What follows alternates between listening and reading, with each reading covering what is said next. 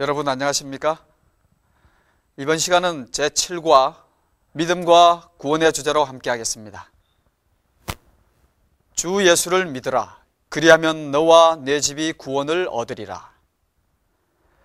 구원이란 재난이나 고통, 궁핍 등과 같은 어려운 환경 가운데 빠져 있는 사람들을 도와서 그 상황에서 벗어나게 하는 것을 말합니다. 그리스도교에서 말하는 구원은 단순히 육신적인 어떤 위험에서 건져내는 것 그 이상의 깊고 넓은 의미가 있습니다. 예수께서는 자기 백성을 저희 죄에서 구원할 자로 이 세상에 탄생하였습니다. 사람들을 죄에서 건져내는 것이 예수의 사명이요 이 세상에 오신 목적입니다. 예수라는 말 자체가 여호와는 구원이시라 하는 뜻을 가졌습니다. 예수께서 이 세상에서 행하신 사업은 인류를 그 죄에서 해방시키심으로 모든 불행에서 구원해내시는 것입니다. 사람을 죄에서 구원한다는 말은 두 가지 의미로 나누어 생각할 수 있습니다. 첫째는 죄, 즉 죄의 본성, 죄의 습관, 죄의 생활에서 건져내는 것이며, 둘째는 죄의 결과로 오는 비참한 운명에서 인간을 건져내는 것입니다. 그런데 사람들은 죄의 결과로 말미암아 오는 온갖 불행한 것들을 저주하고 그것에서 벗어나고자 애쓰지만 그것의 원인이 되는 죄에 대해서는 심각하게 생각하지 않습니다. 무엇이든지 원인을 제거하지 않고는 그 결과를 없이 할 수 없습니다. 우리가 죄의 결과인 불행과 비참함에서 건짐을 받으려면 먼저 죄의 본성, 죄의 습관, 죄된 생활에서 벗어나지 않으면 안 됩니다. 죄에서 벗어나기 위해서는 무엇보다 먼저 자신이 죄 중에서 살고 있다는 인식, 곧 나는 죄인이다 라는 생각과 죄에서 벗어나려는 의욕이 필요합니다. 그러나 아무리 의욕이 있다 할지라도 인간이 그 의욕만으로 죄의 본성이나 습관, 죄된 생활에서 벗어날 수 있는 것은 아닙니다. 반드시 하늘의 은혜를 받아 회개함과 거듭나는 경험을 얻어야만 합니다. 어떤 사람이 성격을 바꾸고 싶다거나 술이나 담배, 마약, 도박, 방탕한 생활 등의 악습을 끊고자 결심하더라도 마치 썩은 새끼줄처럼 그 결심이 오래가지 못합니다. 죄의 습관에 물든 사람의 마음은 그 자제력이 몹시 약해져 스스로의 힘으로는 그 결심을 실천할 능력이 아주 부족합니다. 죄의 종이 된 사람이 하늘로부터 능력을 받기 전에는 스스로 죄를 벗어버리지 못합니다. 사도 바울과 같은 사람도 자기 마음속에 도사리고 있는 악의 본성을 억제하지 못하여 절망 중에서 오호라 나는 곤고한 사람이로다. 이 사망의 몸에서 누가 나를 건져내랴고 탄식하였습니다. 타고난 죄의 본성이 그로 하여금 선을 행할 수 없게 만들기 때문에 스스로의 힘으로 죄의 본성을 제거해 보려는 사람은 누구나 절망할 수밖에 없습니다. 바울은 또 말하기를 나는 육신에 속하여 죄 아래 팔렸도다. 내가 원하는 바 선은 행치 아니하고 도리어 원하지 아니하는 바 악은 행하는도다. 만일 내가 원치 아니하는 그것을 하면 이것을 행하는 사람은 내가 아니요 내 속에 거하는 죄라고 하였습니다. 자기 속에 있는 죄의 본성이 자기를 죄에서 벗어나지 못하게 하므로 자기는 결국 죄로 죽을 운명에 처해 있다는 것을 인식하고 절망한 것입니다. 그리스의 아테네 박물관에는 매우 기괴한 화석 하나가 있습니다.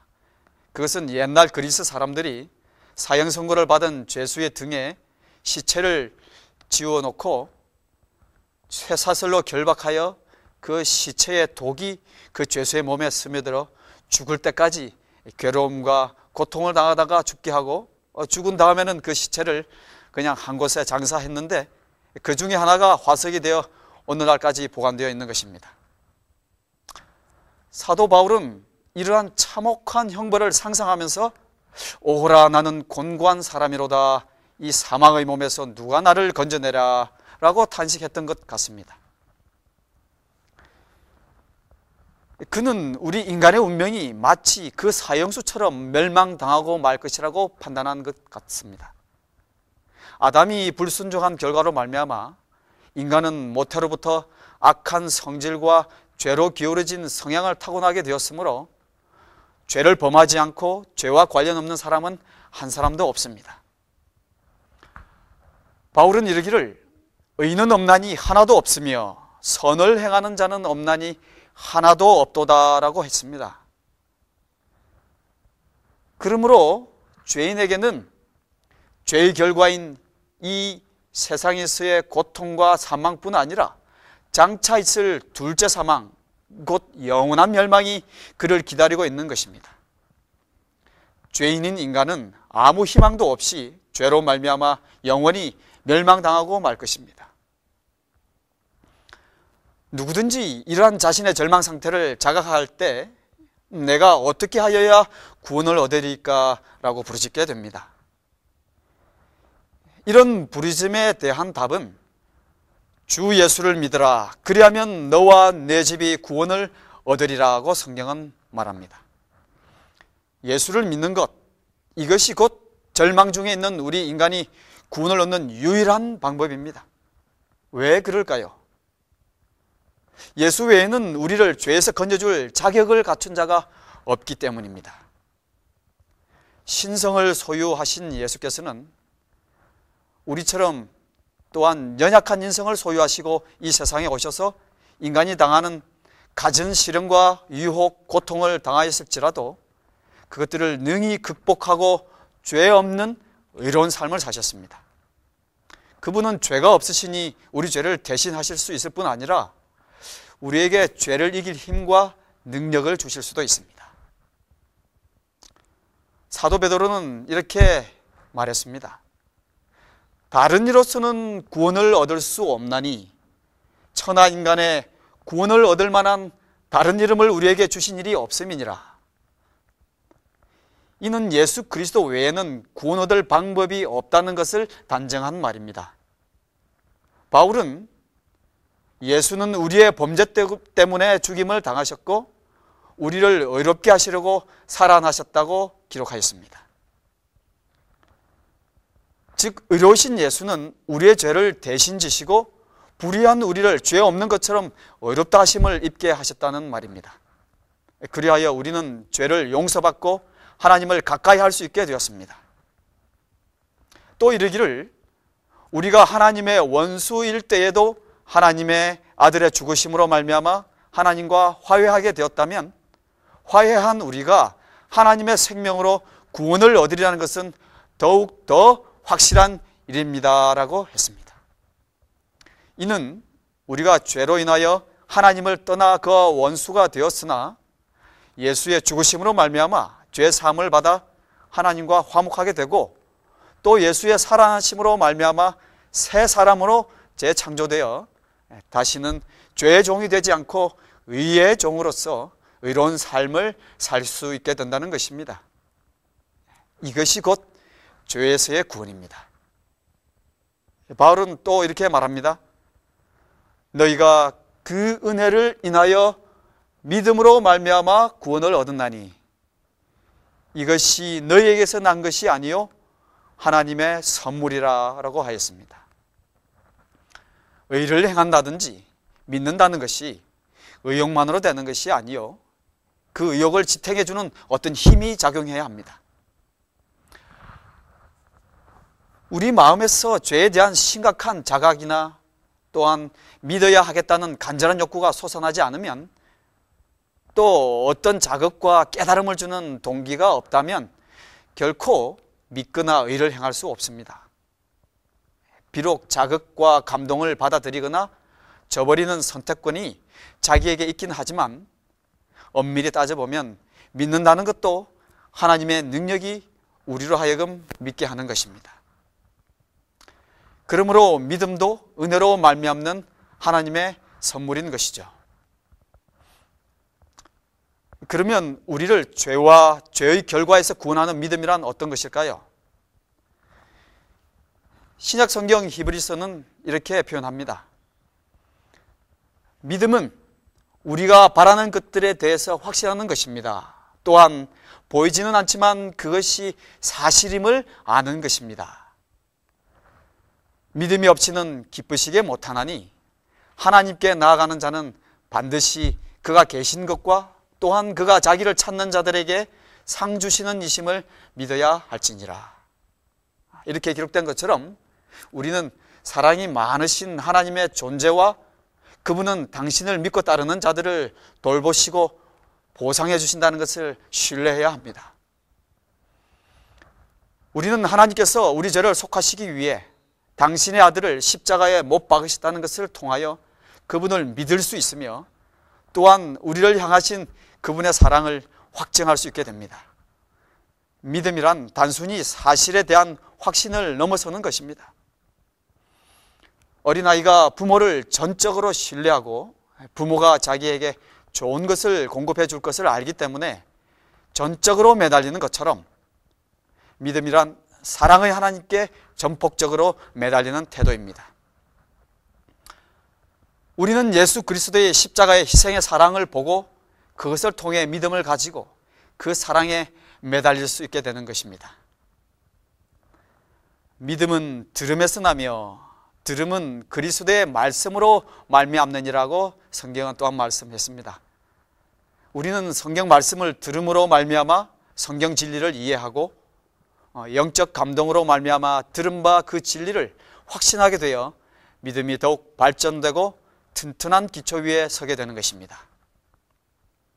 사도 요한은 요한복음 1장 12절에서 영접하는 자 곧 그 이름을 믿는 자들에게는 하나님의 자녀가 되는 권세를 주셨으니라고 기록합니다.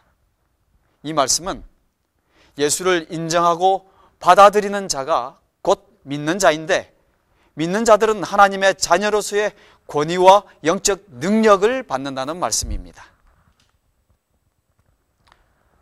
요한계시록 3장 20절에서는 볼지어다 내가 문 밖에 서서 두드리노니 누구든지 내 음성을 듣고 문을 열면 내가 그에게로 들어가 그로 더불어 먹고 그는 나로 더불어 먹으리라고 말씀합니다.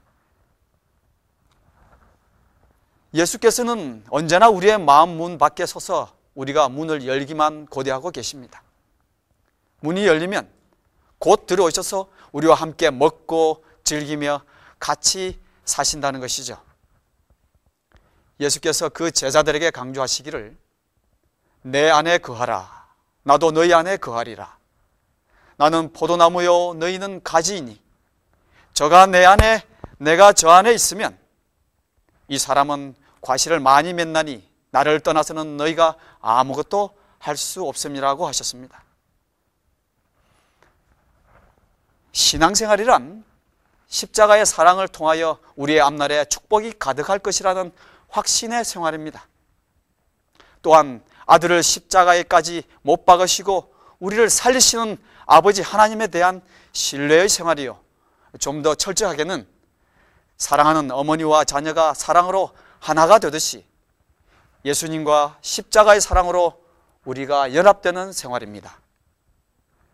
그 안에서 그를 힘입어 살 때 우리의 무력함은 강력함이 되고 우리의 불가능은 가능함이 됩니다. 나의 악은 없어지고 그리스도의 선한 것이 나를 지배하게 됩니다. 이 일에 대하여 바울은 내가 그리스도와 함께 십자가에 못 박혔나니 그런즉 이제는 내가 산 것이 아니요 오직 내 안에 그리스도께서 사신 것이라.